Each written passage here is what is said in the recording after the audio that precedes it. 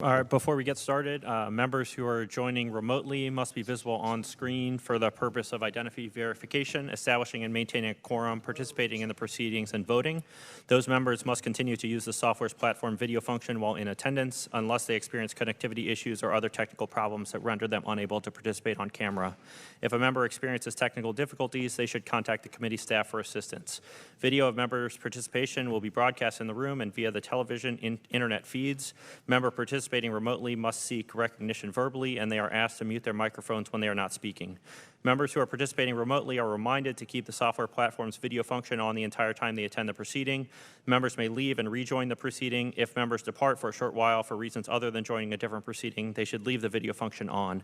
If members will be absent for a significant period or depart to join a different proceeding, they should exit the software platform entirely and then rejoin it if they return.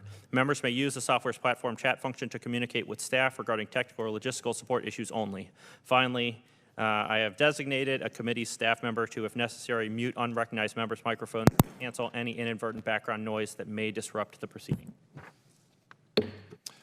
This hearing will come to order. I would like to begin by thanking our distinguished panel of witnesses. We look forward to your testimony. We have the Honorable Jill Hruby, Administrator of the National Nuclear Security Administration, the Honorable Deborah Rosenblum, Assistant Secretary of Defense for Nuclear, Chemical, and Biological Defense Programs, the Honorable John Plumb, Assistant Secretary of Defense for Space Policy, Vice Admiral Johnny Wolfe, Director of the U.S. Navy Strategic Systems Programs, and Lieutenant General James Dawkins, U.S. Air Force Deputy Chief of Staff for Strategic Deterrence and Nuclear Integration. I would like to ask unanimous consent that the remainder of my statement be inserted into the record. I request the witnesses keep their opening remarks to no more than 5 minutes, and that members respect the same time limit for their questioning. As members know, we're under some time pressure due to the pending cascade of votes, which I understand has been delayed a little bit. And if a miracle were to happen, we could actually complete the public portion of this hearing and get to the private session and complete that today. Otherwise, we will have to just do the public section today and then try to reschedule the classified hearing later. I now turn to my ranking member, Mr. Lamborn, for any opening remarks that he has.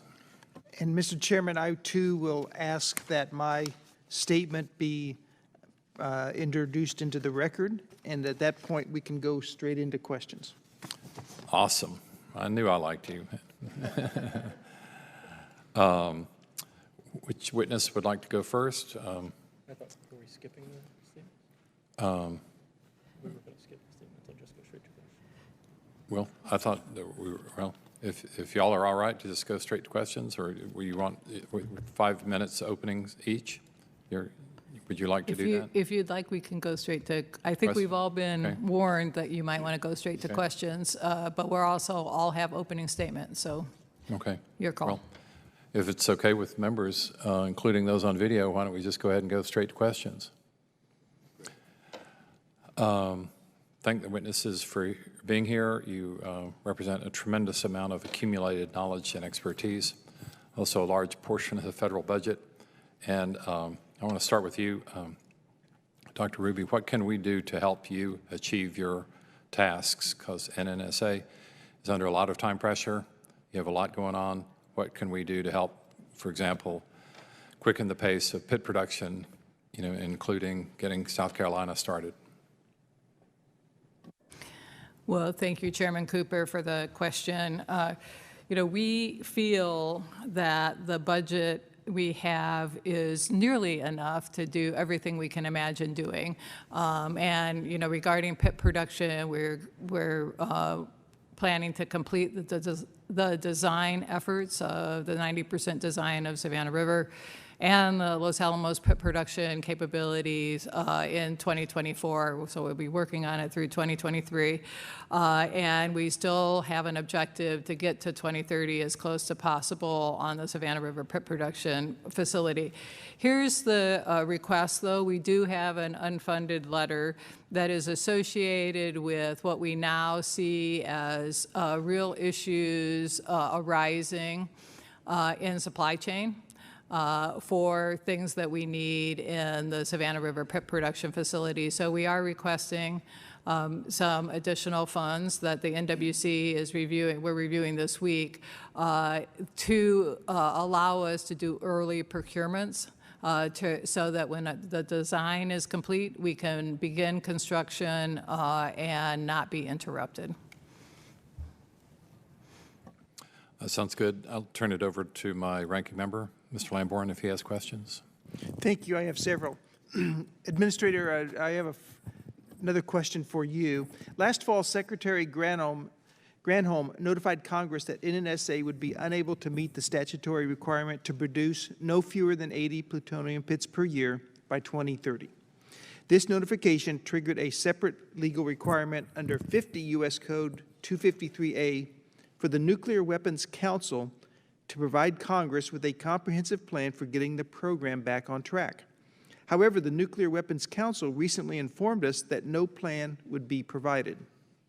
As a member of the Nuclear Weapons Council, can you tell us why the Council has chosen not to comply with this requirement to provide Congress with a plan to correct these deficiencies? I think what we have in this question is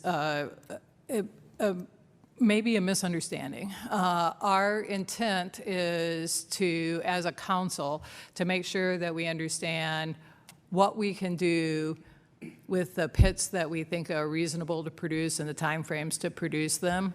And the statutory requirement, as I understand it, is to say whether or not we'll produce 80 pits per year by 2030. I don't know if that's your question, but the council, I think, is fully committed to doing everything that we need to do statutorily. And if we're missing something, what it seems to me that we're missing is that since you can't reach that goal, what are you going to do instead to make up for that? Secretary Plumb, do you want to throw in something? Yes, Congressman. So aware of your the statutory request is how would we break glass to get to 2030 and get to the 80 pits by 2030.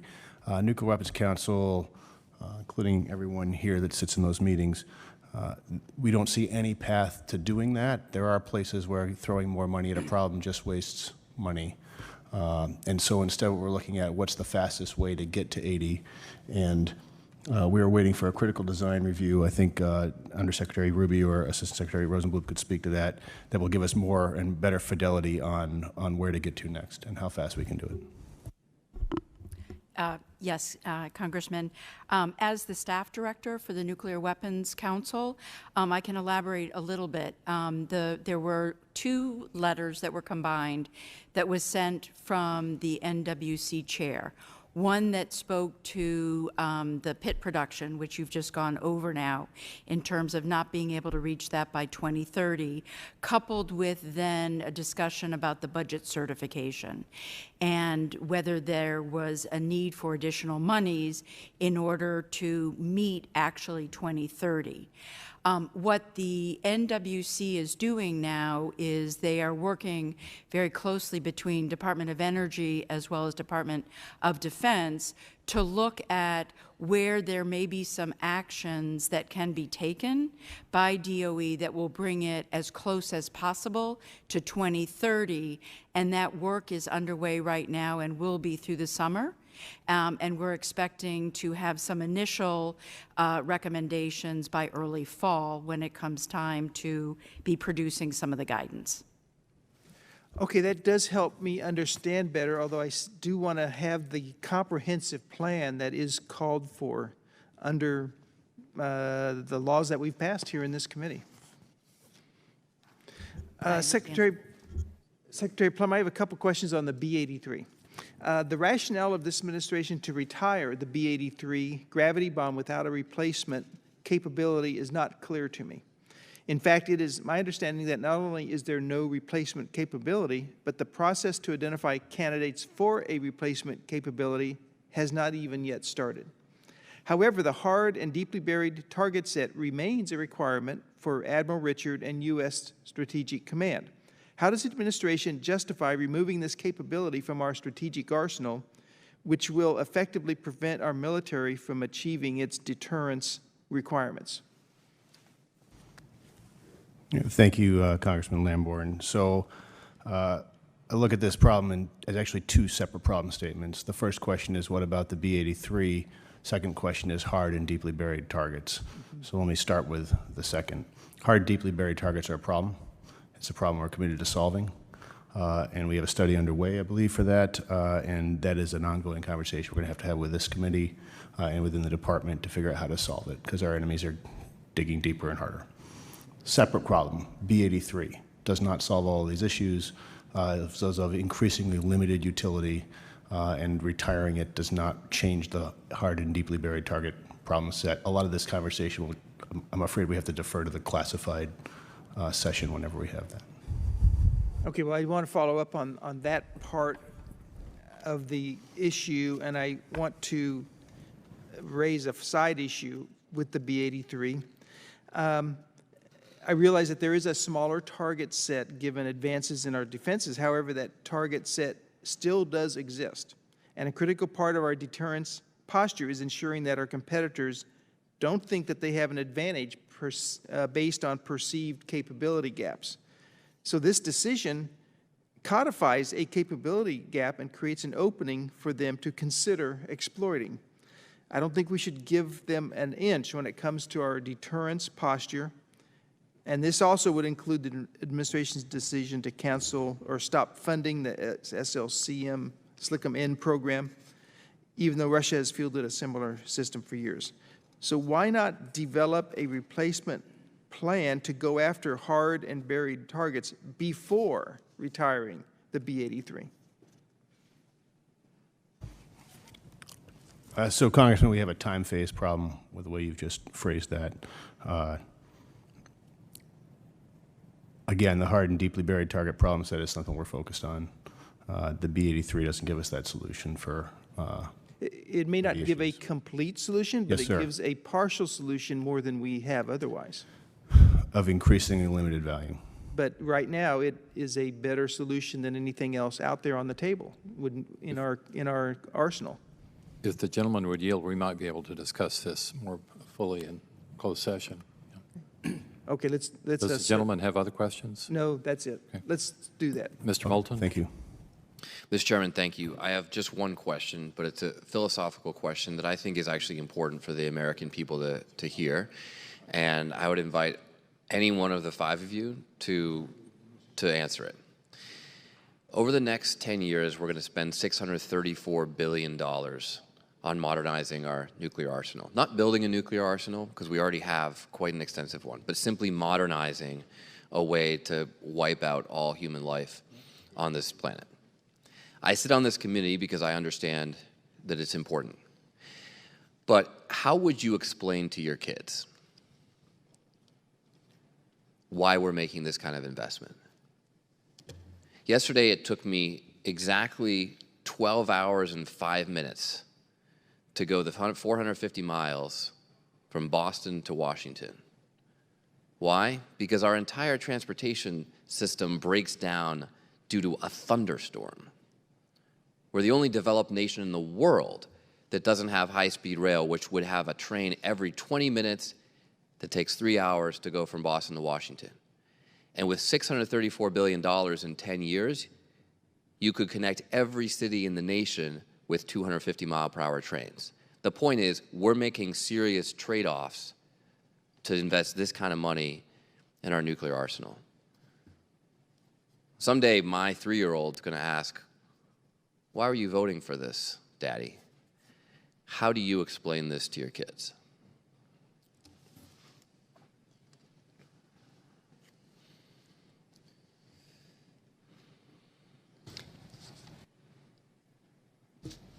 Can you hear me? Is this on? Yes, you can. Thank you, John.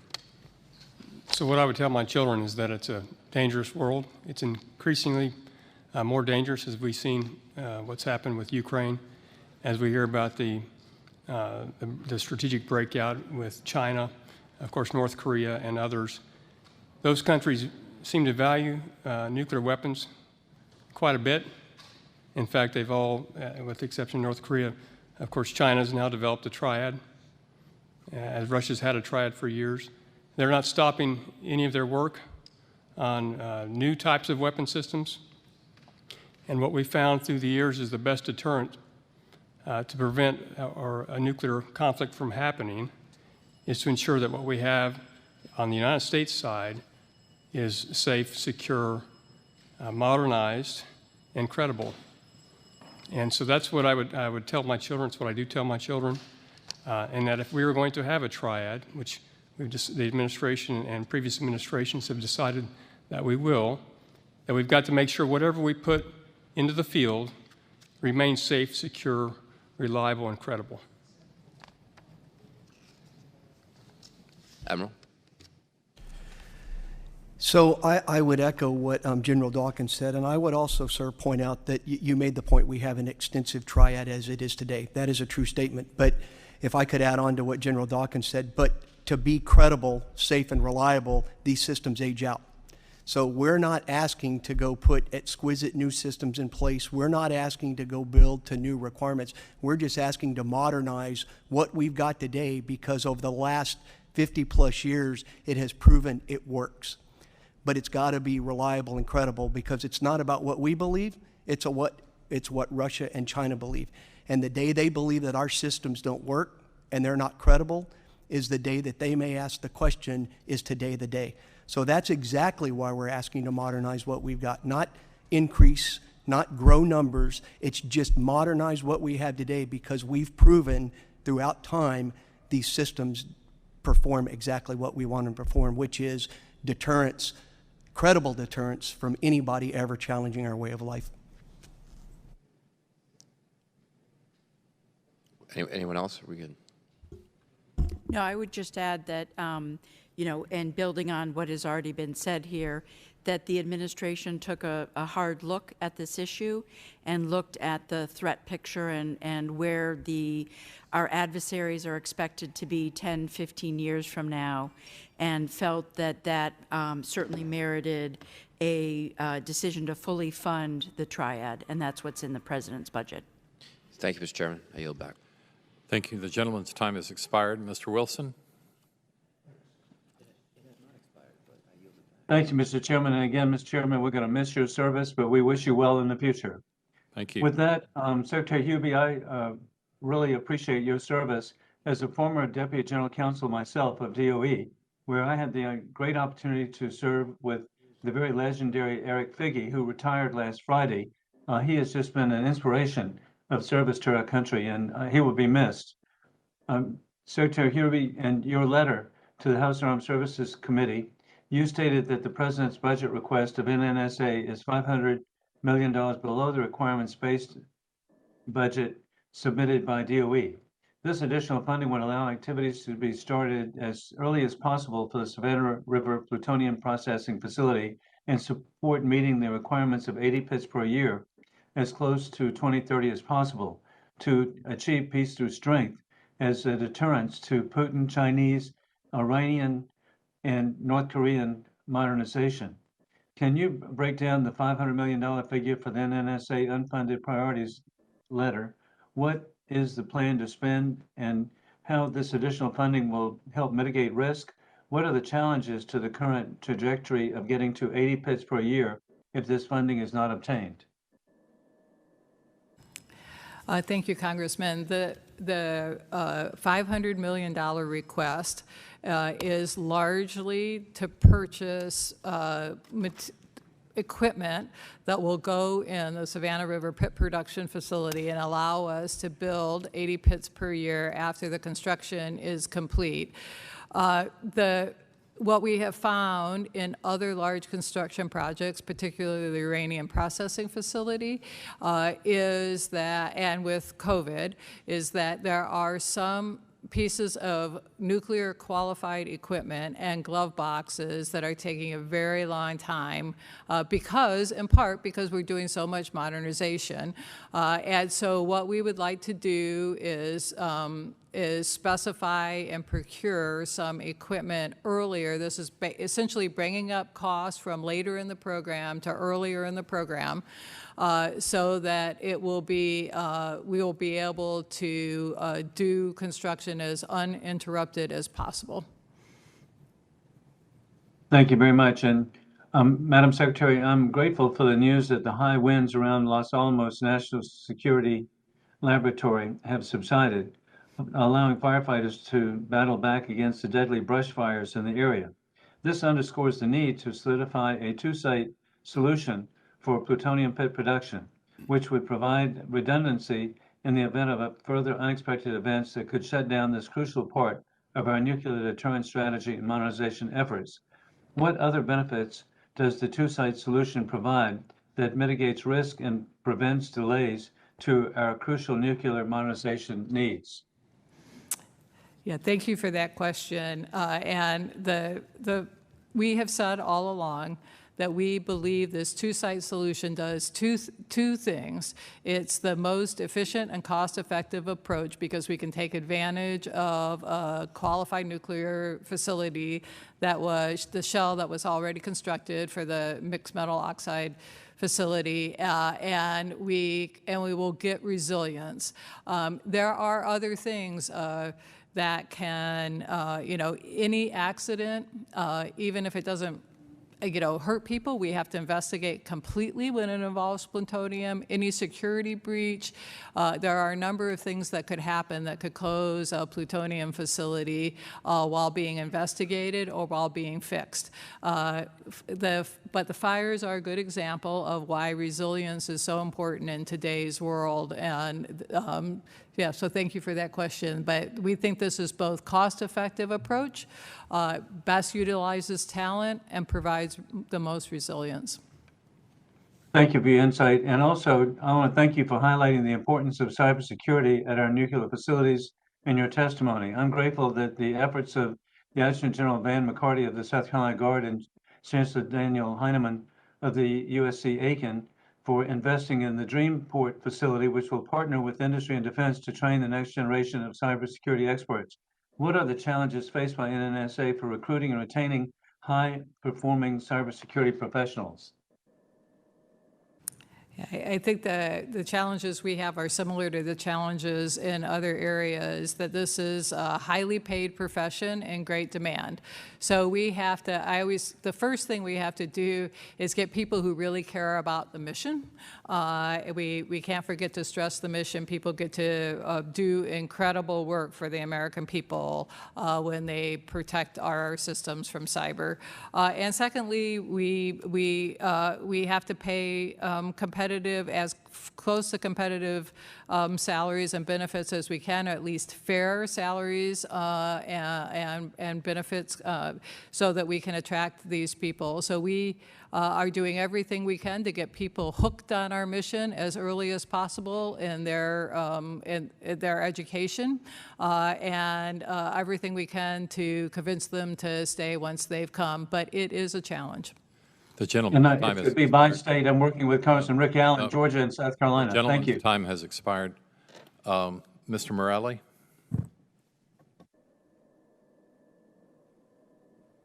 Thank you so much, Mr. Chairman.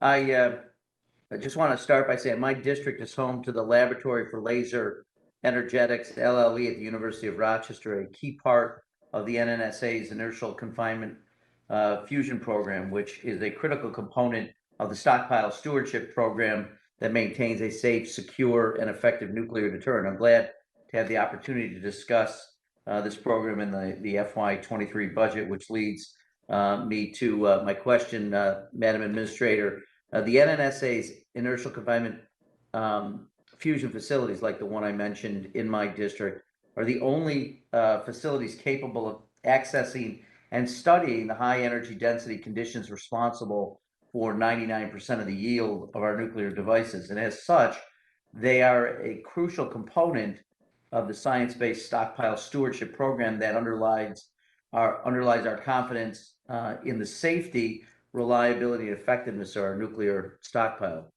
Despite the ICF program's critical role in our national security and strong support from this committee and from the Congress. NNSA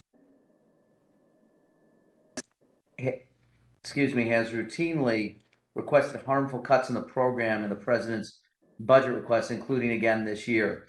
So I wonder if you could just describe how the proposed cuts impact our nation's high energy density science capabilities and NNSA's ability to fulfill its stockpile stewardship mission now and in the future. Well, thank you. As you stated, our ICF, our inertial confinement fusion program is very important to our stockpile stewardship program, and the three facilities, your facility, Omega, the National Ignition Facility, and the Z machine all contribute to that mission. Our request is, we believe, a balanced request. It's the same request as in fiscal year 22 for this program and the facility. We do have a lot of things on our plate. We want to maintain the science, but we have to balance that with all the deliverables we have in infrastructure modernization and weapon modernization. So we are fully committed to continuing to fund the inertial confinement fusion program, the laboratory for laser energetics, and the Omega facility, but we're just doing it in a balanced manner. Well, we may, I may continue to raise this with you and continue to talk to committee colleagues about that. I do want also just if you could just further comment on the request notes that the ICF facilities are aging and will need significant investments to sustain them. A point I've also raised before, and Congress has requested the NNSA provide a strategic plan for recapitalizing, upgrading, and maintaining the major ICF facilities. Can you provide a sense of when NNSA may provide that plan and what level of resources will be needed to meet the sustainment requirements? Yeah, thank you. We are developing the 10-year ICF facility and infrastructure plan, and we have, you know, we actually with the new we are Marv Adams. We are talking about this every day, actually. How are we going to get the money to sustain our science facilities? Why we need so much money to do our production modernization program. We appreciate being asked for a plan, and we're working on it. I'm sorry, I'll have to get back with you on a date. I don't have a date I can promise today. And I just really quickly, you personally outlined challenges confronting NNSA workforce and the need to meet mission requirements and delivering on objectives. We have 400 scientists, engineers, and staff just at the LLEE, and we train students in inertial confinement, fusion, and high energy density physics. We play a critical role in attracting talent. Can you talk a little bit about what you intend to do to try to not only achieve workforce needs, but also promoting expansion of the workforce so that it promotes racial and economic equity within that workforce? Absolutely. We have a lot of university programs, and we're very proud of the minority serving education programs that we have. And in fact, we're concerned about all elements of our workforce, from crafts and technologists through PhD scientists, and LLE serves a very important purpose for creating scientists. And we're also looking to and continue our MISIP programs, our Minority Serving Institution Partnership programs, and education programs. And today we just announced a $5 million program aimed at technology, crafts workers. Thank you, Mr. Chair. I apologize for going over, but I yield back. Yeah. Gentleman's time has expired. Mr. Desjardins. I'll try to ask punctual questions and hopefully get the same answers, Ms. Hruby. Last year, Congress increased the minor construction threshold to $25 million. How helpful was that? Can you just outline a couple of successes, and how would you benefit if we were to do that even more, such as Mr. Verdon, your predecessor, had asked for? Yeah, thank you, and thanks so much for increasing this threshold. I actually got some statistics on this. Since we changed the level from 10 million to 20 million, we have completed 16 projects and have 43 new projects underway and 10 proposed for fiscal year 23. If we raise with the threshold at 25 million now, 2 projects are underway and 2 projects are proposed for 23. I'm a big fan of these minor construction projects because we can streamline them. They're much more efficient. They're much faster. And I think the higher threshold is an innovative way to help us with office space, with general laboratory space, and non-nuclear construction, and really appreciate the support that's been provided. Okay. And would love to see it go even higher. Okay, well, I can probably guess the answer to this, just in follow-up with inflation at 8% and construction materials soaring 20% or more. Would you be supportive of pegging the minor construction threshold to the inflation rate so you don't have to come back every year or two to make the same ask? I would like that. I mean, from my perspective, if we could get it to the right level and then increment it by inflation, that would be perfect. And I would suggest that a level above $25 million before we start incrementing for inflation is worth a look. Okay. And General Dawkins, if you had to describe one thing that is obstructing your ability to do your job successfully, what would that be? I don't know that it is obstructing our ability to do it right now, but it's clear or consistent and stable funding. As we move forward into the nuclear modernization bow wave, it's going to be more imperative that we are able to have new starts, and with inflation coming in as well, that's an important piece there. So basically, the less CRs we can have, the much better place we'll be, particularly with regard to MILCON, GBSD, MILCON, or Sentinel. I'm sorry, MILCON is such a big part of Sentinel. But again, all of these programs are starting to ramp up at the same time, and it's critical we don't have any margin left to delay programs. So I would say consistent and stable funding with your support. Okay, thank you. I yield back. Thank the gentleman. Mr. Garamendi. A lot of questions need to be asked and answered. With regard to the Sentinel, General Dawkins, we need detailed information. You just mentioned MILCON. At the moment, the detail needed is not available. Please provide it. There was discussion, General Dawkins, you said this, but this goes to all of you. You're talking about a bow wave. The last time the bow wave was discussed here was at least 5 years ago. I've not seen any recent updates based upon inflation and other matters. I'd like to have that, so please, if you would, if not to the committee, at least to me. Also, Ms. Hruby,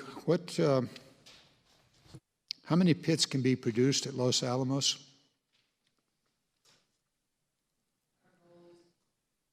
Our goal is to produce 30 pits per year reliably. When will you reach that production level? 2026. 2026. General Dawkins, when do you need the 87-1 to put on your new Sentinel? Sir, the Sentinel will field with the 87-0 IOC of 2029. Okay, does that 87-0 need new pits? The 87-1 will field in 2030. 87-0 does not need a new pit. The 87-0 does not need a new pit. The 87-1 requires the pits, and we are working with the Nuclear Weapons Council and NNSA to ensure that we. I don't have much time. Just the answer to the question, please. So the 87-1 requires a new pit. When do you need the 87-1? We are planning to integrate it in 2030. 2030. And how many will you integrate each year beginning in 2030 for the next decade? Sir, I don't have that information with me. I can certainly take that for the record and provide that. Please do. The point here is, if you're able to produce beginning in 26, 30 per year, by 2030 you will have how many? 120 in stock, right? And then each year thereafter, you'll produce 30.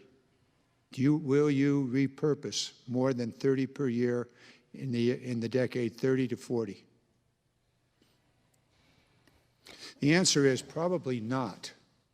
And therefore, why do you want to spend $500 million on Savannah River when, in fact, we don't need Savannah River to meet the 87-1 pit production? Ms. Hruby, your question, the answer, please. Yeah. Well, the reason that we're making new pits, all the pits in the stockpile are aging. The pits in the stockpile were last produced. Okay, so specifically tell me which pits and which weapons will you be needing new, which weapons will you be needing new pits and when?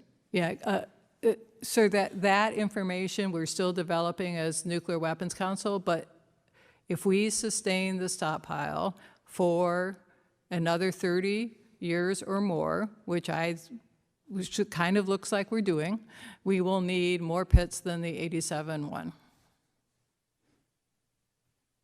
So with the next 30 to 50 years, we're going to start, we need Savannah River now, and you need $500 million now, because you might need, you clearly do not need Savannah River to produce the pits necessary for the 87-1. If there are other weapons that need pits, please deliver that specific information. We will. Okay? And a general question in the next 1 minute. What does it take for deterrence? What does it take for deterrence? Triad? A new Sentinel? Columbia-class submarines? What does it take? I've never heard a rational answer to that question. I've heard history, which you just gave us. Well, for 50 years it's worked. What does it take? Be happy to have a discussion later. My time is about to expire, but until we have a clear answer to that question, and don't tell me because it worked for the last 50 years it's going to work for the next 50. I don't buy that. I yield back. The gentleman's time has expired. Mr. Langevin. Thank you, Mr. Chairman. Can you hear me okay? Yes. Okay. Thank you, Mr. Chairman. I want to thank our witnesses for their testimony today. I wish I were there in person, but let me begin following on the deterrence issue and kind of questioning. So as we know, nuclear deterrence operations do not take place in a vacuum. I want to know, how is the Air Force thinking about other capabilities like cyber, space, conventional capability, et cetera, when it comes to integrated deterrence? Dr. Plumb, that's probably a question most appropriate for you.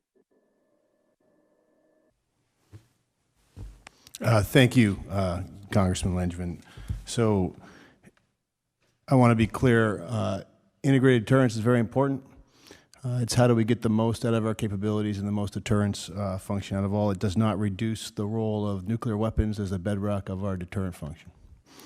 But when you mention the different functional offices, several of which I have policy responsibility for, I think they all come into play in 21st century warfare. As we look at China on the ascendancy as our pacing challenge, the ability to deliver effects both in cyber and in space, and using our nuclear deterrent as our kind of bedrock to prevent a nuclear level conflict. I think they're all important. They all need work, as you know from our other hearings as well. And I believe the entire department would agree that we are pushing hard on all of those things. Those are all functions that we need to be well invested in and have the right personnel and the right training and the right equipment. And how are we broadcasting that to our enemies and adversaries so that they understand what our posture is? And let me ask you this: how is the Russian Federation's invasion of Ukraine affected your perspective on integrated deterrence? Thank you. I would suggest that the answer to those two questions is the same.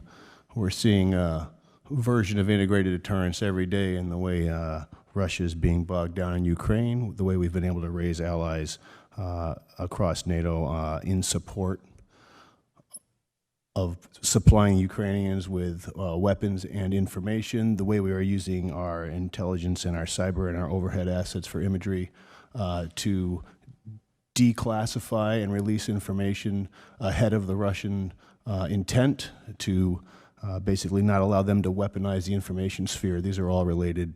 I think it's obviously early in this approach, but so far what I see is effectiveness, and I see it's a learning curve for the Russians, learning some for us, and I also believe China is watching and getting the message as well that you shouldn't be messing with us. Ms. Hruby and Dr. Plumb, let me turn to something else with respect to cyber. With any part of our nuclear triad, we must absolutely ensure that we have robust cybersecurity practices in place. I want to know how are your organizations ensuring that we have cyber baked in to our nuclear capabilities? Yes, sir. Absolutely, cyber is absolutely important. And as you know well, cyber warfare is just at its beginning, and so baking in robust cyber defenses, not just as a perimeter but in depth, is absolutely essential. And of course, that extends to our nuclear infrastructure, not just the weapons themselves, but our platforms, and also our, NNSA has already spoken to that. It is part of every meeting that I am in. I just add from an NNSA perspective that while we've been working on cyber and enterprise assurance, the 23 budget calls that out as a separate project activity and a separate line item, so it will be quite visible, and you'll see a sustained effort on our part. Yeah, absolutely critical going forward. The last thing I'll ask, and this may have to go for the record, Ms. Hruby, I'm concerned about issues that I've heard with respect to recruitment and retention from several nuclear weapons labs. How are you working to retain that top talent, and what can Congress do to help? Yeah, very briefly. First, it is a problem. Second, we continue to think mission is our biggest asset, but we offered this year to our M&O contractors a mid-year salary adjustment to try to keep pace with inflation and stem attrition. We're looking at benefits packages, and we hope you will support our efforts to stay competitive. Very good. Thank you, Mr. Chairman. I appreciate the witness's testimony today, and I yield back the balance of my time. Lots of time expired. The gentleman's time has expired. We are about 25 minutes into the first vote in a long series, so we will not have time to move into closed session as I had hoped, unless there is an urgent question from a member right now. I plan on adjourning this hearing. Is there an urgent question from any of our colleagues? If not, then I want to thank the witnesses. I regret the inconvenience. I appreciate my colleagues who showed up for the hearing coming, and I look forward to rescheduling the closed session, which I've always found to be more valuable than the public session. So hopefully we can find a time that's convenient for everyone, and hopefully no votes will interfere in that closed session. So I thank the witnesses. The hearing is adjourned.